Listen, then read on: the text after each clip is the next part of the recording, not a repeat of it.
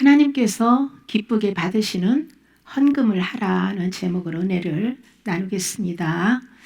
바울은 예수님의 핏값으로 우리를 샀기 때문에 우리 몸으로 하나님께 영광을 돌리라고 증언하고 있습니다.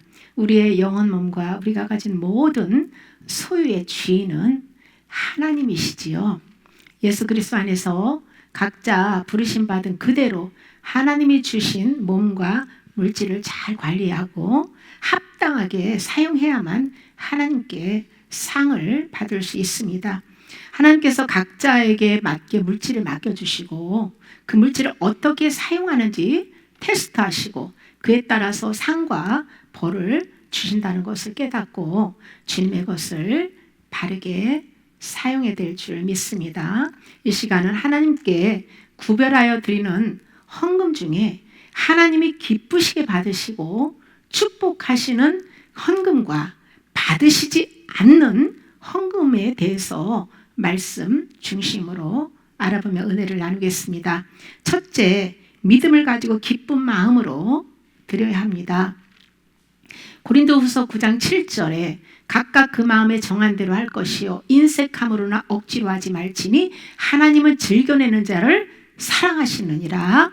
아멘. 우리가 가진 모든 것 생명까지도 주님의 소유입니다. 하나님께서 헌금을 요구하시는 것은 첫째로 하늘에 속한 신령한 복을 주기 위함이고, 둘째 이 땅에 하나님 나라를 세우는 데 있어서 꼭 필요하기 때문입니다. 만약 하나님께서 우리에게 주신 것 중에서 일부를 구별하여 드리는 헌금을 아까워하며 온전하게 드리지 않는다면 흑암의 권세에서 하나님 나라로 옮겨주신 예수 그리스도의 은혜와 사랑을 모르는 것입니다. 선악과를 먹고 타락한 모든 인간은 물질에 묶여있기 때문에 예수님을 향한 믿음이 없이는 하나님께 헌금을 드리지 못하죠. 예수님을 믿기 때문에 우리가 헌금을 하는 것인데요. 문제는 순수한 믿음으로 드리지 않고 자기의 어떤 문제 해결과 복받기 위한 목적으로 드린다는 거예요. 헌금하는 마음과 자세가 하나님께로부터 오는 믿음을 증명해 주기도 하는데요. 하나님을 진심으로 사랑하는 것과 하나님을 향한 나의 믿음이 어느 정도인지 헌금하는 마음과 자세를 통해서도 알 수 있습니다. 성령 안에서 예수님의 은혜와 사랑에 감사한 마음으로 구별하여 정성껏 드리는 헌금은 하나님께서 기쁘게 흠양하고 축복하십니다. 출애굽기 25장 2절에 이스라엘 자손에게 명령하여 내게 예물을 가져오라 하고 기쁜 마음으로 내는 자가 내게 바치는 모든 것을 너희는 받을지니라고 말씀하고 있어요. 하나님께서 성소를 짓는 데 사용하는 예물을 기쁜 마음으로 내는 자의 것을 받으라고 하시는 거예요. 아깝게 여기는 마음으로 하는 헌금, 불평하며 억지로 하는 봉사는 책망을 받게 됩니다. 심은 그대로 받는다는 거예요. 심은 그대로. 우리가 물질을 심으면 주님이 물질의 복을 받겠죠. 우리 안에 계신 성령께서 영과 함께 혼의 구원을 이루어가는 것이 성소를 짓는 것과 같은데요. 이때 기쁜 마음으로 나의 욕심을 부인하고 주님이 기뻐하는 말씀에 믿음에 반응을 해야 합니다. 옛 생명을 죽이고 그리스도의 새 생명으로 성전을 세우기 위해서는 주님의 일에 기쁜 마음으로 순복해야 한다는 거예요. 매 순간순간 나의 욕심을 부인하고 주님의 뜻에 합당하게 기쁨으로 믿음의 반응을 하는 자들에게 30배, 60배, 100배의 복을 주십니다. 둘째, 깨끗한 물질을 구별해서 드려야 합니다. 죄로 흠이 있는 상태에서 하나님께 드리는 물질은 받지 않으세요. 그러므로 흠이 없는 예물이 되기 위해서는 예수 그리스도의 십자가에 내가 죽고 부활했다는 믿음을 가져야 합니다. 나라는 탐심, 불순한 마음을 내려놓고 아들의 믿음과 하나님을 사랑하는 마음으로 물질을 드려야 한다는 거예요. 옛사람의 마음과 자세로 주님께 무엇인가를 드리는 것은 흠이 있는 예물이 되는 것입니다. 그러나 나를 부인하고 아들의 믿음을 가지고 주님께 나아가면 그것은 흠 없는 제물이 되는 것이에요. 과거에 K 집사님이 비트코인을 해서 물질을 조금 벌었다고 11조를 드린 적이 있어요. 그 물질을 놓고 하나님께 기도했을 때에 신명기 23장 18절을 주셔가지고 제가 놀란 적이 있는데요.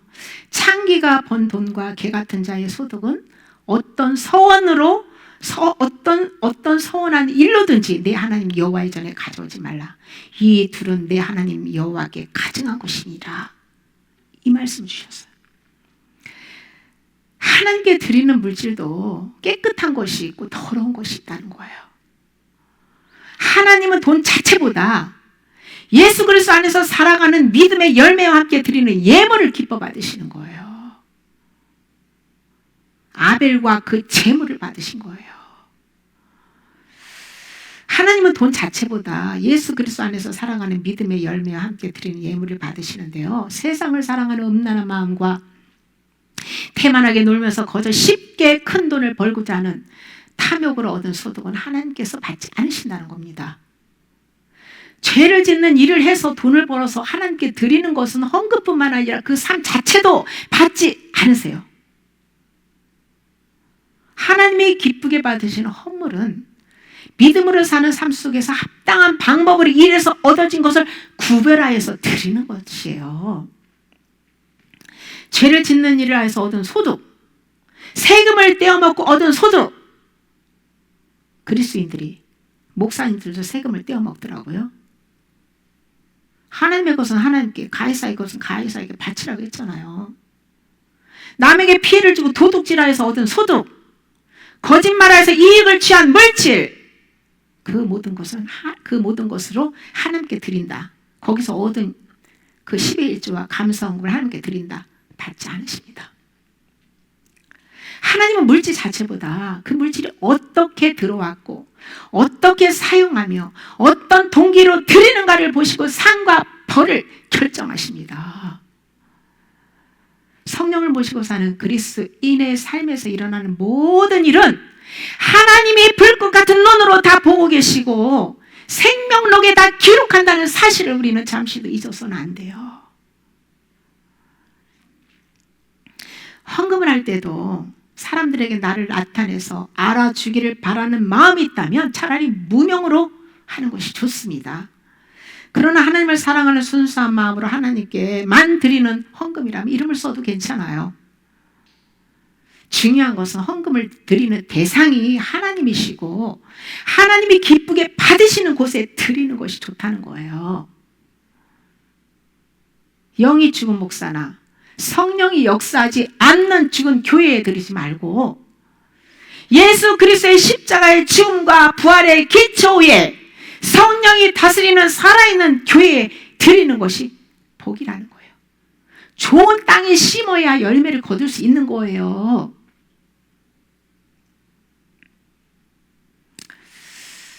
셋째로, 헌금은 거래를 목적으로 드리면 안 됩니다. 거래는 불신자들이 세상신 마귀화하는 것이지 창조주 하나님과 믿는 우리가 하나님과 우리는 거래 관계가 아니에요. 우리에게 주신 모든 것, 생명까지 하나님의 것임을 알고 날마다 모든 것을 책임져 주시고 영생의 복을 약속하신 하나님 은혜에 감사한 마음으로 11조와 기타 그 헌금을 정성껏 구별하여 드려야 합니다. 하나님께서 우리에게 필요를 따라서 공급해 주시고 또 구별하여 하나님께 바치라고 한 것은 하늘의 신령한 복을 주기 위해서예요. 영원한 생명을 얻고 영원히 살 처소 천국에서 그 하나님께서 다 우리에게 상급을 주기 위해서 허락하셨단 말이죠. 그러므로 헌금하는 동기와 목적을 잘 살피고 합당한 마음과 자세로 드리는 것이 중요합니다. 개인의 문제 해결과 세상에 복받기 위한 목적이나 자기를 자랑하고 인정받기 위한 불순한 동기로 하는 헌금은 하나님께서 받지 않으세요. 또한 하나님께서 사람에게 뇌물을 받지 말라고도 하셨어요. 뇌물과 선물을 구분해야겠지요. 뇌물은 양심을 어둡게 하고 분별력을 잃게 하고요. 서로에게 묵힘이 됩니다. 그러나 주님 안에서 마땅히 예의를 갖추어야 할 대상에게 순수한 마음으로 선물하는 것은 서로에게 기쁨이 되고 하나님께 영광이 되는 거예요. 저도 물질에서 자유하지 않았을 때는 뇌물 같은 헌금을 받았어요. 뇌물을 받으면 영적으로 그 사람이 종이 될 수 있거든요. 이곳에 와서 말씀 소리로 회개에 집중할 때 주님께서 그런 것들 받지 말라고 하셔서 전부 다 끊었어요. 그때마다 다른 손길을 통해서 채워주시는 걸 수없이 경험했습니다. 이번 최근에 한 1년 전에 우리 교회에 1,000만 원 헌금을 하신 분이 그 헌금을 돌려달라고 했어요. 그래서 제가 그것을 있으면 정말 재정이 있었으면 다 돌려줬을 거예요. 그런데 재정은 거의 우리는 일용할 양식 그날에 딱딱 하나님이 맡겨주시기 때문에 재정의 그 잔고도 별로 없고 저의 개인 돈도 없고, 그래서 이 문제로 제가 이렇게 하나님께 계속 고민을 하고 묻고 기도를 했는데 정말 그 마음에 큰 부담이 있었어요.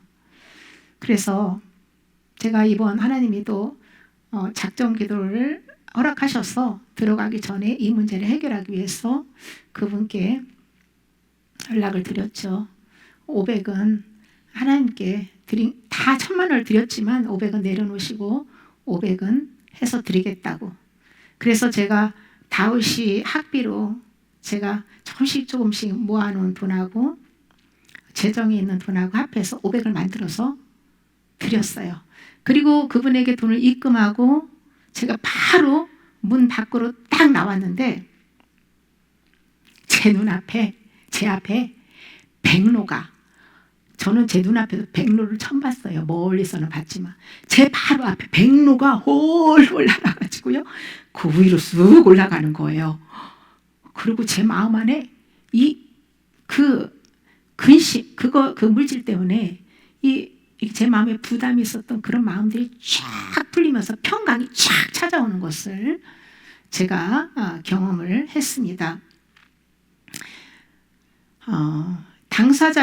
당사자에게 어떤 그 마음의 상처가 될 수 있기 때문에 제가 자세하게 이런 내용은 말씀드릴 수는 없고요. 어쨌든 안 해줄 수도 있지만은 어떤 영적인 그 묶임이 될 수 있기 때문에 그분을 또 자유케 해주고 싶은 마음에 일단은 하나님께 기도하고 그렇게라도 해서 풀어주고 나니까요.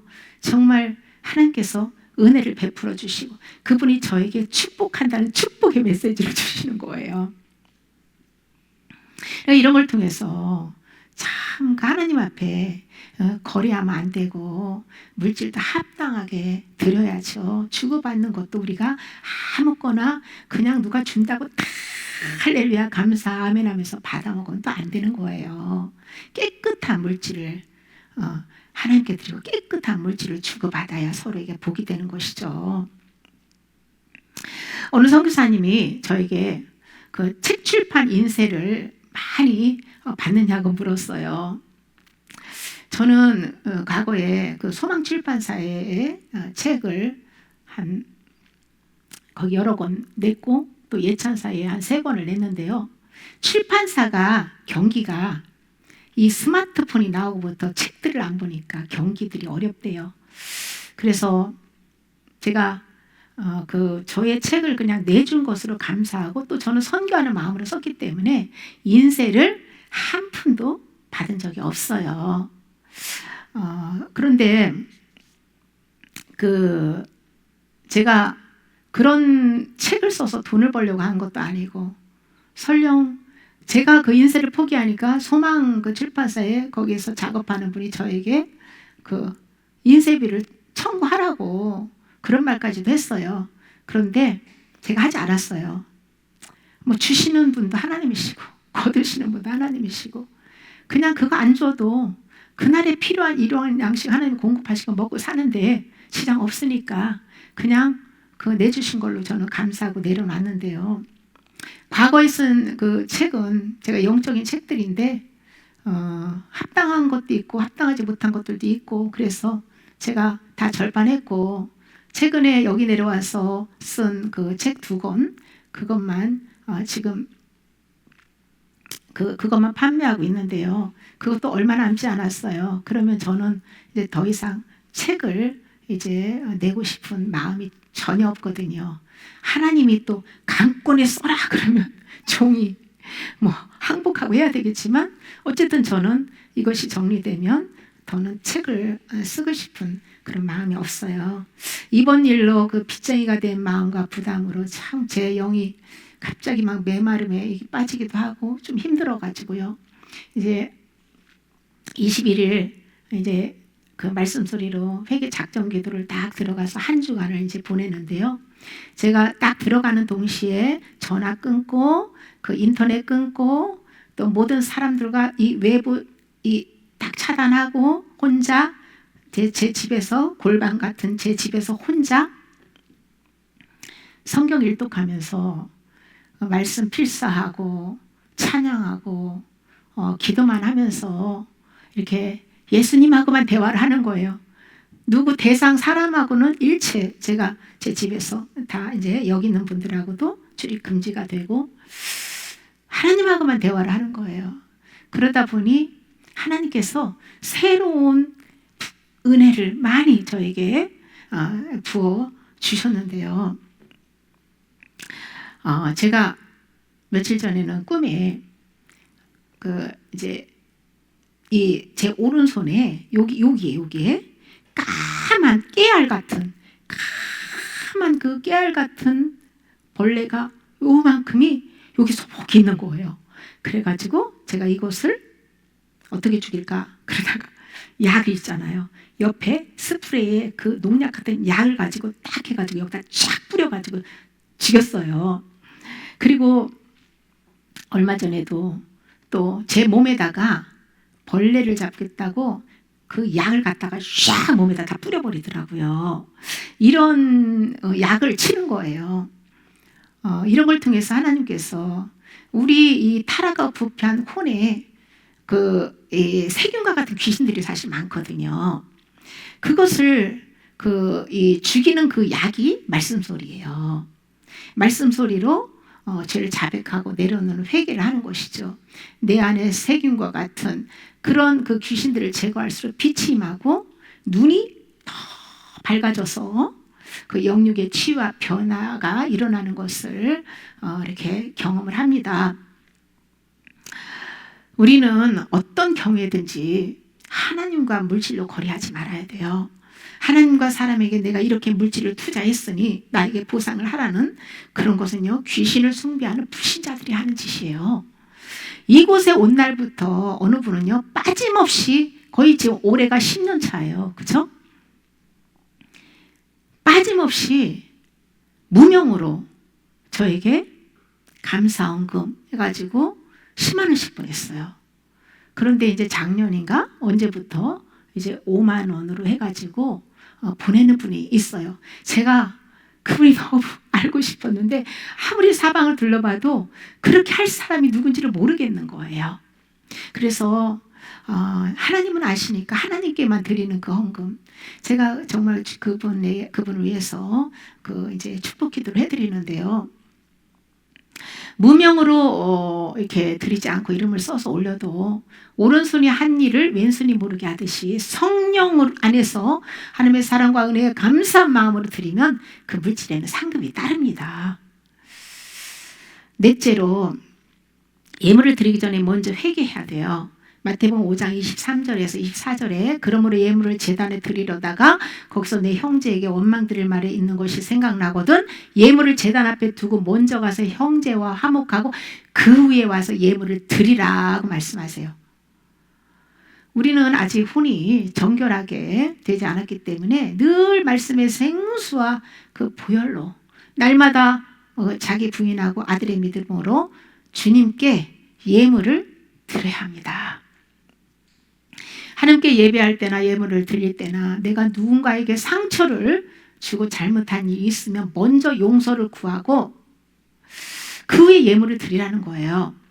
마음으로부터 형제를 용서하지 않으면 하늘 아버지께서도 우리의 죄를 용서하지 않으신다고 하셨어요.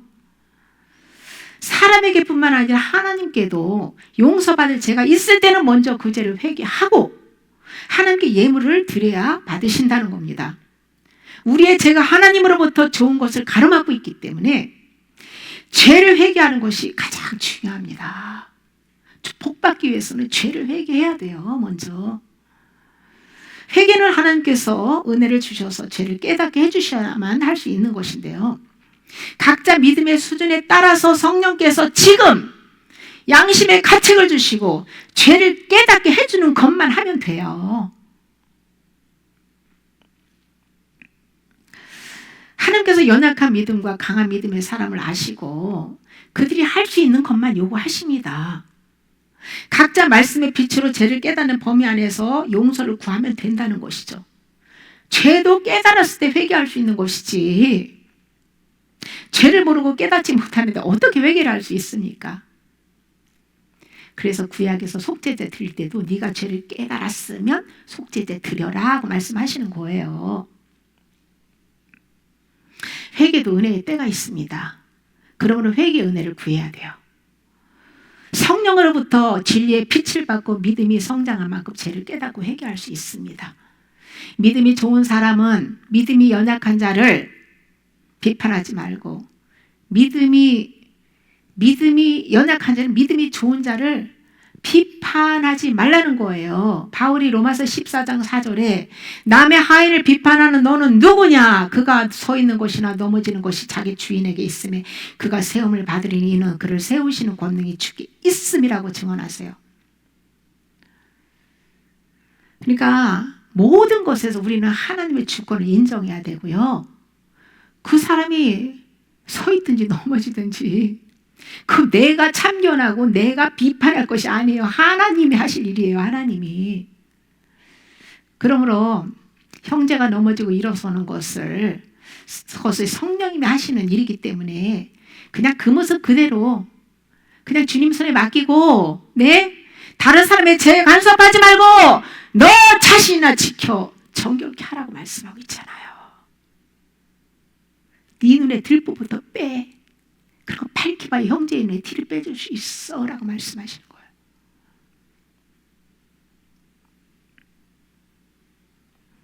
자기 눈에 들보를 뺀 사람은 형제의 눈에 티를 빼주기 위해서, 네? 책망도 하고 권면도 하고 판단도 할 수 있겠죠. 근데 사랑으로 해야 되는 것이죠. 다섯째로, 맡겨주신 물질을 하늘에 쌓아야 합니다. 마태복음 6장 19절에서 21절에 너희를 위하여 보물을 땅에 쌓아두지 말라. 거기는 점과 동록이 하며 도둑이 구멍을 뚫고 도둑질하느니라. 오직 너희를 위하여 보물을 하늘에 쌓아두라. 거기는 점이나 동록이 하지 못하며 도둑이 구멍을 뚫지도 못하고 도둑질도 못하느니라. 내 보물 있는 그곳에는 내 마음도 있느니라. 아멘. 보물이 있는 곳에 마음이 있다겠어요. 여러분들의 보물은 무엇입니까? 모든 사람은요, 예수님 믿기 전에는요, 물질이 우상이에요. 그러나 예수님을 믿고 난 후에는 물질을 마음에서 내려놔야 합니다. 나를 위해서 사용했던 물질을 하나님 나라를 위해서 사용해야 돼요. 바른 물질관을 가지고 하늘에서 상 받기 위해서는 먼저 물질의 소유권을 하나님께 드려야 합니다. 나에게 맡겨준 물질을 하나님이 뜯어내서 합당하게 사용하는 것이 하늘에 쌓는 거예요. 물질 앞에 나를 부인하고 성령으로 물질을 사용해 하늘에 저축할 수 있는 거예요. 우리의 보물은 예수 그리스도이지 물질이 아닙니다. 물질을 보물로 여기면 그것의 마음을 빼앗겨서 그 물질로 인하여 마귀에게 진짜 보물이 생명을 도둑질 당할 수도 있다는 거예요. 예수님을 믿는 우리가 모든 소유권을 주님께 드리지 않으면 돈이 우상이 됩니다. 그 돈을 버리지 않고 울고 불고 하나님께 돈 달라고 떼쓰는 것은 예수님을 믿지 않는 행위예요. 우리는 더 달라고 기도할 것이 아니라 두 벌 가진 옷이 없는 사람에게는, 네? 두 벌 가진 옷을 없는 사람에게 나눠주고 사치와 허영으로 넘치게 가지고 있는 것들은 필요한 자들에게 나눠 주어야 한다는 거예요. 전 이번에도요, 말씀 소리를 회개하면서 또 그냥 좀 대청소도 하고, 그리고 제 뭐 자그마한 농에 그 옷 뭐 다 정리했기 때문에 꼭 필요한 것밖에 없어요. 저는 원래 필요 없는 건 안 갖고 있어요. 그런데 왜 그 이렇게 자주 입는 옷가지가 있고 그 필요하긴 한데 조금 안 입는 옷들이 조금 여러 가지가 있잖아요. 그것을 이번에 좀 다 정리했어요. 자주 입는 옷 몇 가지씩만 남겨놓고 안 입는 옷 그런 것들은 싹 따로 정리하고 버리고 그렇게 하면서 옷에 대한 욕심을 또 회개하고 내려놓았습니다. 우리가 강한 우상은요, 한 번에 무너뜨리기가 어려워요. 그래서 조금씩 조금씩 가지치기를 하듯이 내려놓고 또 내려놓다 보면 언제나 뿌리가 뽑아지는 자유를 누리게 되는 거예요. 예수님을 진짜 나의 생명으로 여긴다면 날마다 아담의 혼적 생명을 죽이는 회개를 해야 합니다.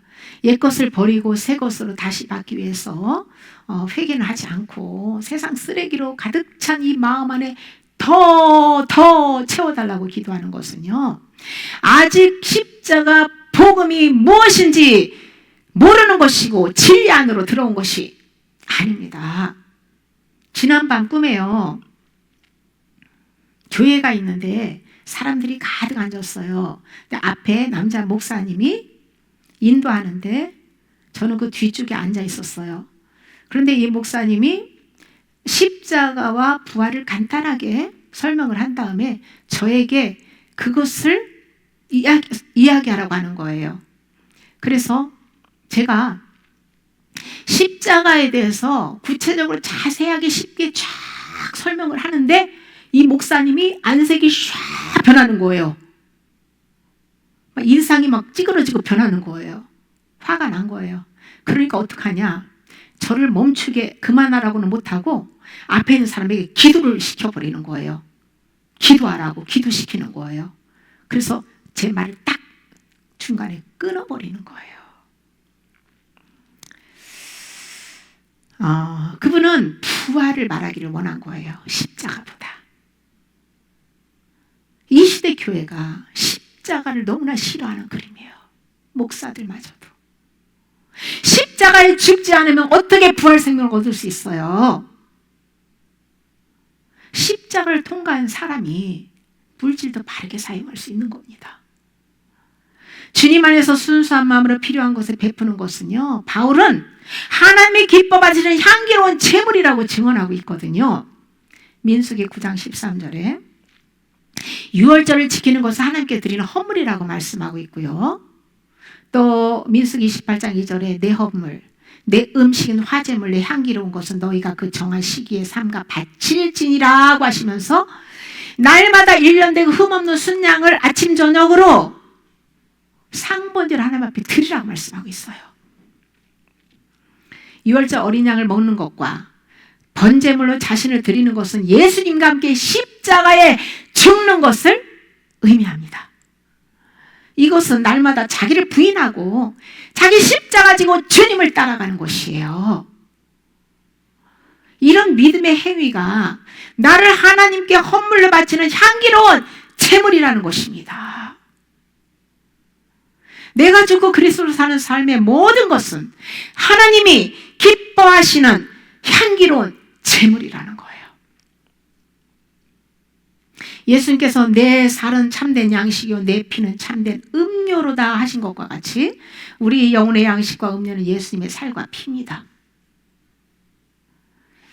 기름 부음이신 성령님께 가르침을 받고 그 말씀을 믿고 순종하는 것이 양식을 먹는 것이고 예수님의 살 양식을 먹는 것이고 또 드러내둔 그 혼적 생명들의 이 숨겨진 죄를 드러내주는 것마다 보혈로 회개하고 내려놓는 것이 참된 예수님의 피, 음료를 마시는 것과 같다는 거예요.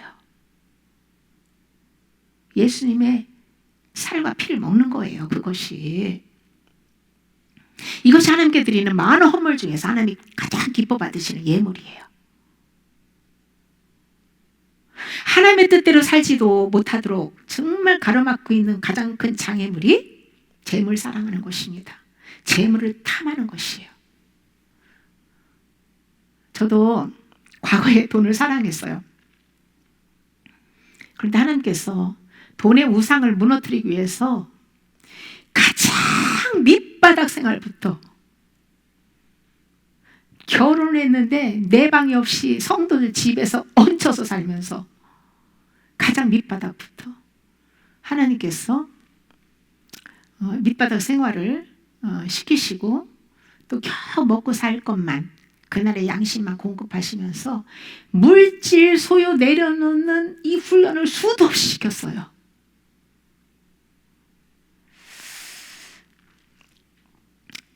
우리는 재물에 대한 원칙을 세워야 돼요. 먼저 나를 위하여 돈을 땅에 쌓아두지 말아야 합니다. 자기를 위하여 돈을 땅에 쌓으면 안전을 보장받지 못해요. 언제 도둑이 훔쳐갈지 몰라서 늘 불안합니다.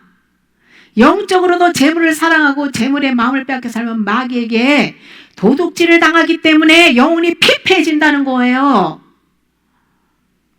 늘 재물을 바라보고 지켜야 하기 때문에 주님 못 바라다봅니다. 재물 바라다봐야지 주님 볼 새가 어디 있어요. 육적인 도둑은 지킬지 모르나. 네? 내가 재물을 끝까지 바라다보기 때문에 육적인 도둑은 지킬 수 있지만 영적인 도둑은 지키지 못하기 때문에 결국 재물만 바라다보고 있는 사람은 자기 생명도 잃게 되는 것이에요. 하늘에 쌓는 재물은 하나님의 뜻에 합당하게 쓰는 겁니다. 하나님의 나라를 세우기 위해서 복음을 전하고 생명 살리는 일에 사용하는 물질이 복이 되는 거예요. 물질도 성령이 운행하는 교회, 하나님이 기뻐하는 참된 종에게 흘려 보내야 생명 살리는 일에 바르게 사용할 수 있는 거예요. 통장에 잔고를 가지지 말고 저축하지 말라는 그런 뜻이 아닙니다. 그 물질이 내가 통장에 저축을 해도 그 물질이 주님의 것이고 그 물질을 주님이 기뻐하시는 곳에 합당하게 쓰여지면 그것은 하늘에 저축하는 것이에요. 돈이 내 것이라고 하면 이미 세상신 마귀와 묶여져 있는 겁니다. 우상 숭배하는 거예요. 말로는 주여 주여 찾는데 바알이여 바알이여 세상신을 찾는 거예요. 이렇게 쏟고 사는 교인들이 너무나 많습니다.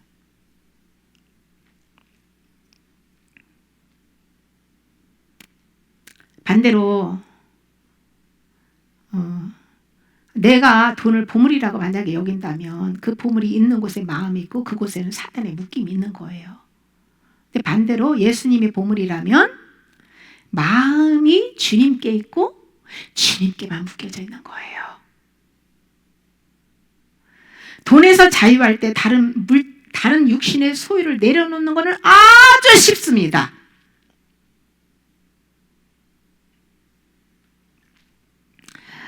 돈을 내려놓지 않으면 분별력을 잃게 되고요. 소경이기 때문에 영분별을 할 수가 없죠. 그리고 험한 근심에 사로잡혀가지고 그냥 믿음을 잃어버리게 되는 거예요.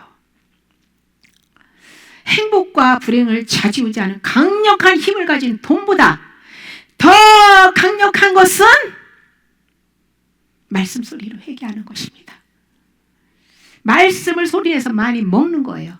먹고 빛을 받아서 그 빛에 의해서 내 혼의 모든 이 어둠 속에 숨어있는 기생하는 귀신들을 발견해서 회개하고 내버리는 거예요.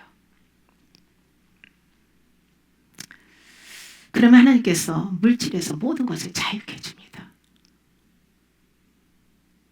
내 말이 네 안에 거하고 주님의 말씀이 내 안에 거해서 말씀과 내 말씀이 내 안에 심어지고 그 말씀을 지키고 말씀과 연합되면 너는 내 참제자가 되고 진리를 알지니 진리가 너를 자유케 하라. 진리를 알게 돼. 진리를 경험하게 돼. 그러므로서 너는 자유케 돼. 라고 주님이 약속하시잖아요. 말씀하시잖아요. 내가 죽으면 우리는 아무것도 가져가지 못합니다. 그런데 죽을 때까지 물질에 묶이면 못 내려놔요. 네? 죽을 때까지. 한 푼도 가져갈 수 없는데요. 영원한 나라에서 영생의 복과 큰 상급으로 보상받을 수 있도록 주님의 복음을 전파하고 생명을 살리는 일에 물질을 바르게 사용해야 될 줄 믿습니다. 주의 법들을 지킨 것이 나의 소유가 되기를 소원하며 육신의 것들을 마음에서 내려놓는 회개를 꾸준히 해서 죄와 마귀로부터 자유해야 성령의 열매를 거두어 하나님께 향기로운 예물을 올려드릴 수가 있고요.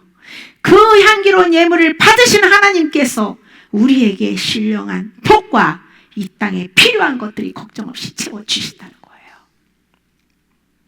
아담의 소유를 버리고 하나님이 주신 물질을 하나님이 기뻐하시는 곳에 합당하게 사용함으로써 성령 안에서 의와 평강과 희락을 누리는 저와 여러분이 되시기를 예수님의 이름으로 축복합니다.